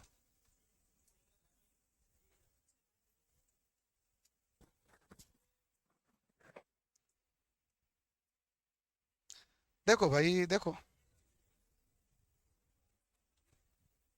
यही लिखा है, वही लिखा है, पढ़ते हो नहीं, किताब खोल के देखते नहीं हो। क्या है? उचित है निम्न। अब की बार 13 नंबर में सवाल पूछूंगा तो मैं ये सोच रहा हूँ किसको खड़ा करना है। ठीक है। ट्रांसफॉर्मर चुंबकीय प्रतिबाधा ज्ञात करने के लिए कौन सा परीक्षण किया जाता है?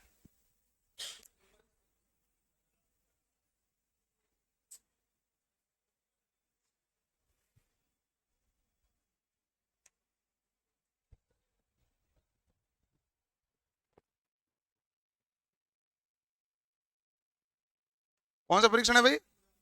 खुला परीक्षण ही है। बोल सकते हैं लेकिन वो जरूरी नहीं होता ना, उसमें खुला परिपथ परीक्षण ही काम में लिया जाता है। क्योंकि हमारे पास चुंबकीय प्रतिबाधा ज्ञात करनी है तो चुंबकीय फ्लक्स में बाधा कितनी हुई, तो जब धारा कम प्रवाहित होगी तभी ये ज्ञात कर सकते हैं। तो ये हमारे पास खुला परिपथ।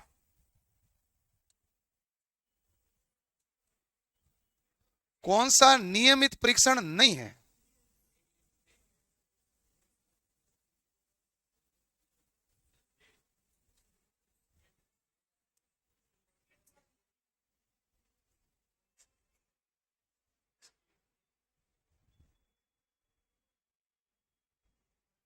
बताओ भाई।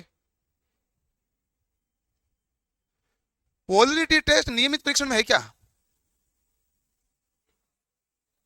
नियमित में तो नहीं है, ये तो रेगुलर में ही नहीं। ये तो एक बार कर दिया, जोड़ दिया, खत्म मामला।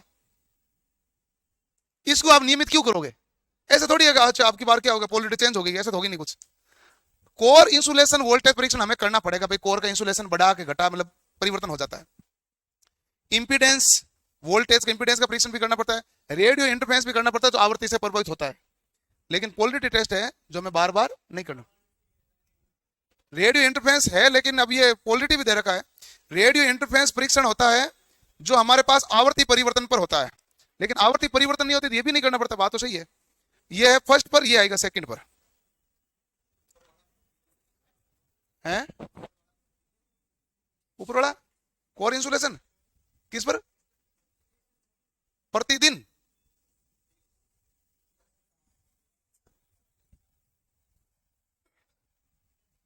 ऐसा मत करो भाई। प्रति घंटे जो है ना वह वोल्ट और एम्पियर। प्रति घंटे परीक्षण क्या करना पड़ता है? वोल्ट और एम्पियर। 1000 केवीए से नीचे, 1000 केवीए से ऊपर वोल्ट एम्पियर के साथ साथ टेम्परेचर भी। दो कंडीशन है कि 1000 केवीए से नीचे है, 1000 केवीए से ऊपर है। 1000 केवीए से हमारे पास जो नीचे है ना वहां टेम्परेचर परीक्षण करना ही नहीं आपको। 1000 केवीए से ऊपर वाले में टेम्परेचर परीक्षण करना है। और प्रति घंटे में जो हमेशा आएगा फिक्स वो है वोल्ट और एम्पियर।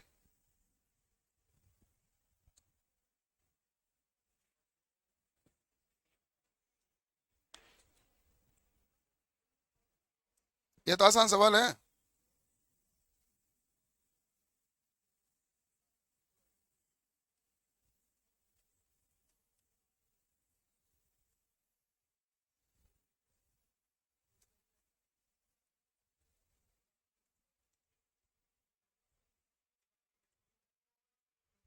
लोहा सती निम्न पावर फैक्टर वाट मीटर लगाया हुआ है और उच्च पावर फैक्टर वाट मीटर लगाया हुआ है हमारे पास ताम्र सती में। यह है खुला परिपथ परीक्षण के लिए, ओपन सर्किट टेस्ट में लिखा हुआ है। और जिधर लगाया ना उधर हमारे पास लो वोल्टेज वाइंडिंग भी है। क्रेंकल टेस्ट द्वारा ट्रांसफॉर्मर के तेल में किसका निर्धारण किया जाता है? तेल में नमी। तेल की डाइलेक्ट्रिक स्ट्रेंथ जांचनी है तो BDV break down voltage test होता है, ठीक है ना। तेल में गैस या अम्लता मापनी है तो यह होता है हमारे पास एसिडिटी। इसको क्रेंकल क्यों बोलते हैं? जैसे आपको एक सिंपल है कि भाई आप कोई रूम लेके रहते होंगे तो आप सब्जी बना रहे हैं, तो आपने पहले फ्राई पैन में तेल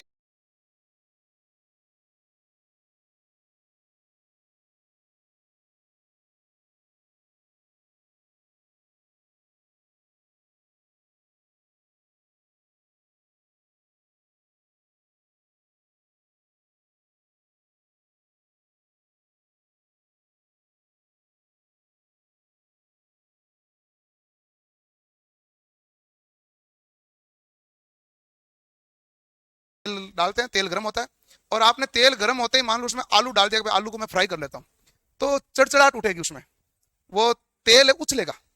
घी ज्यादा उछलता है तेल की तुलना में, लेकिन घी यदि डाल दिया तो घी ज्यादा उछलता है, तेल कम उछलता है लेकिन उछलता है। किसके कारण? पानी के कारण, नमी के कारण। तो वो चड़चड़ाहट से आवाज आती है ना, उसी को क्रेंकल बोला गया है।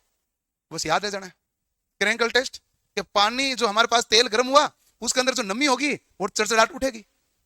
नमी तो उठेगी ना भाई, जैसे वो गर्म हुआ मतलब ट्रांसफॉर्मर कार्य करेगा तो तेल गर्म होगा कि नहीं होगा?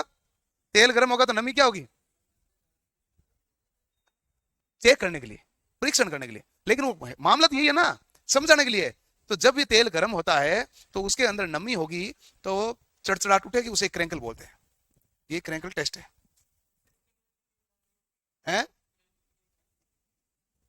किस में लिखे जरा? हाँ होती है ना। डेल्टा परीक्षण भी होता है, तेल का एक डेल्टा परीक्षण भी होता है। डेल्टा परीक्षण किसका होता है? तेल का। ये भी है। ट्रांसफॉर्मर के नियम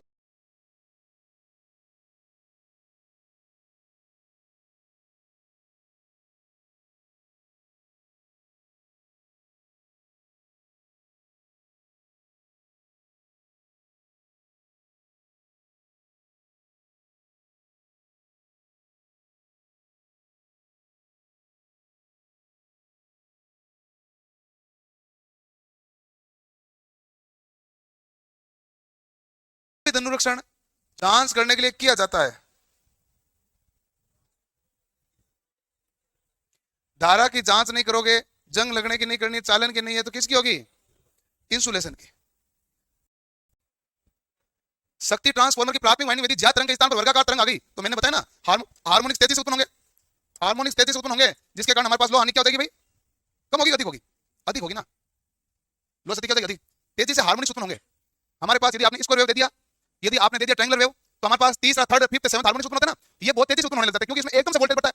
स्क्वायर वेव क्या होती है? एकदम से वोल्टेज घटेगा, ये वोल्टेज बढ़ा, फिर नियत, फिर वोल्टेज घटा, फिर नियत, फिर वोल्टेज बढ़ा, फिर नियत, ये हार्मोनिक्स उत्पन्न करते हैं। जबकि साइनसॉइडल ऐसे चलती है, एकदम से नहीं बढ़ाती। किसमें? हाँ, आउटपुट स्पंदन होगी, क्या दोगे तो क्या होगी, इसका एक लॉजिक बता देता हूं मैं, पूरे बता देता हूं लॉजिक, लपड़ा मिल जाएगा आपका ये मामले का। तो एक होता है इंडक्टर। इंडक्टर है, इंडक्टर में आपके पास क्या होता है भाई?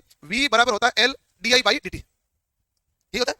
अब आपके पास आया d, यदि आपने ट्रायंगुलर वेव दी, ट्राई एंगुलर वेव, तो ट्रायंगुलर वेव का अवकलन क्या होगा बताओ भाई? d बाई dt करोगे तो क्या होगा? तो आप कहेंगे स्क्वायर वेव आएगा। क्या आएगा? यदि आप इनपुट दोगे ट्रायंगुलर वेव तो आउटपुट कौन सा आएगा? Square wave. यदि आपने इनपुट स्क्वायर वेव दी तो इसका डिफरेंशिएशन करोगे तो आपके पास क्या आएगी? इंपल्स। और यदि मान लो रैंप देते हैं सिग्नल, रैंप और ट्रायंगुलर एक ही होता है। अब ट्रायंगुलर वेव की जगह नाम क्या आता है? रैंप। इसकी जगह आ जाता है स्टेप। और ये हमारे पास कौन से थे, इंपल्स। तो ये भी आ सकता है नाम स्टेप भी, ठीक है। ये आता है हमारे पास डी बाई डी कन्वर्ट। जब इसका वापस इंटीग्रेशन होता है तो इसको रहे हो इंपल्स से क्या बनता है, इसको रहे हो और इसको रहे हो से ट्रायंगल रहे हो। जबकि हमारा डी बाई डी का लॉजिक लगेगा, कौन सा लगेगा, क्योंकि उधर आउटपुट में क्या प्राप्त होगा, वोल्टेज। हमने दी क्या इसमें, धारा के कारण फ्लक्स बना, धारा के कारण फ्लक्स बना, D by D D by D मतलब क्या हुआ, अवकलन। और अवकलन के कारण जो है यदि आप इनपुट ट्रायंगल दोगे आउटपुट क्या आएगी, इसको रहे हो, और इनपुट इसको दोगे आउटपुट क्या आएगी, इंपल्स। अब इंपल्स होती क्या है, इंपल्स होती केवल ऐसे स्पाइक निकलेगी, ये इसे कहते हैं इंपल्स। ये इसके अवकलन के कारण आती है, किसके कारण आती है, अवकलन। अब तो उसमें क्यों नहीं होती, साइनसॉइडल का क्या होता है, साइनसॉइडल होता है। साइंस किसकी थी, वो उन्होंने पढ़ते थे E बराबर आयोटा थीटा का अवकलन भी E की पावर आयोटा थीटा होगा और समाकलन भी E की पावर आयोटा थीटा होगा। साइन का क्या बनता है, कोस, कोस का बनता है साइन। तो ये है हमारे पास देखो साइन, ये कौन सी तरंग है, साइन, और ये तरंग कौन सी है, कोस। 90 डिग्री का अंतर है, बाकी आकार बदलता नहीं है। जब तरंग आकार बदलता क्या, नहीं, अवकलन और समाकलन बदलता नहीं है, लेकिन यहां पर अवकलन आकार क्या होता है, बदलता है। किसके पीछे थी, गणित वाले कौन कौन, 11 वाले, 1 2 3 बदलती है, ऐसा अवकलन होता है। ऐसा 5 का अवकलन करो कितना आएगा,